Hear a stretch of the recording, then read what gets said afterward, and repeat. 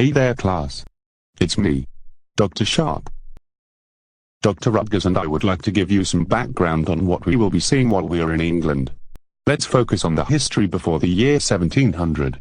Can anyone share with us what document was signed by King John in the year 1215 to give the British citizens their basic rights? My goodness. Wake up! Wake up! We are going to England. Wouldn't it be nice to know something about it before we get there? Does anyone know the answer? Anyone? I do. I think I do.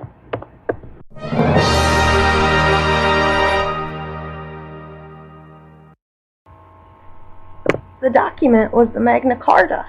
It put an end to absolute power of all English sovereigns. That's correct. Nice work. Oh my goodness. Prehistoric England, baby. Sounds like you guys need a lesson in where I come from. You guys can call me Musshead. Musshead forgot to shave. From roughly 4000 BC to 43 AD, prehistoric farmers kept busy making circular monuments called hinges. The most famous one is called Stonehenge. Any questions? No. Good. Stonehenge began as a simple ditch made of earth.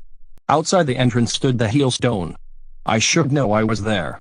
The famous circle of stones was added later. Stonehenge was altered and added to over a 1,000-year period.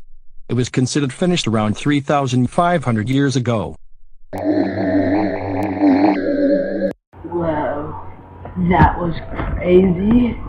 Oh yes, that was bonkers. Well, since he covered prehistory, let's move on and touch on a few things from the English Renaissance. Hello. I've got this one, Dr. Sharp. I am George and I was great friends with William Shakespeare himself. The English Renaissance is thought of as a time of rebirth after the Dark Ages. It was a time of change in culture for all of England. New ideas, clothing and theatre were born. This artistic movement ranged from the late 15th century to the early 17th century. William Shakespeare, my dear pal, was the Renaissance man when it came to writing. Shakespeare added humanity into his plays. During the Dark Ages the Catholic Church controlled scripts, but now William was free to give his characters human complexity. Hamlet was his most famous example of this. William and I grew up in the town of Stratford, England. He married Anne Hathaway and moved to London to work on his playwriting. Well, okay then. We will actually be visiting the home of Shakespeare on Henley Street in Stratford when we visit England in May. Next is a presentation on the Tower of London. What the? Rudolph, you took a wrong turn. The history of the Tower of London begins with William the Conqueror. It is not exactly clear when work started on the Conqueror's White Tower, or precisely when it was finished, but the first phase of building was certainly underway by 1070. It is assumed, though, that the tower was complete by the year 1100. The Tower of London dominated the London skyline. It was like nothing ever seen before. At its beginning, it was never really meant to be a royal residence, although many of William's successors made it a home. Its original purpose was to be a military-like fortress.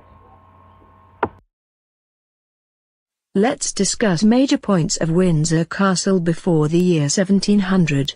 William the Conqueror chose the site for his fortress and began building in 1070. It took nearly 16 years. Edward III altered the military fortress into a Gothic palace. He had already passed by the time his visions were completed in 1399.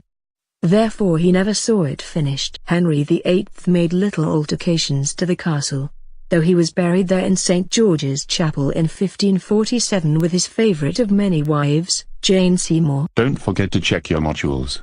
We'll see you all next week.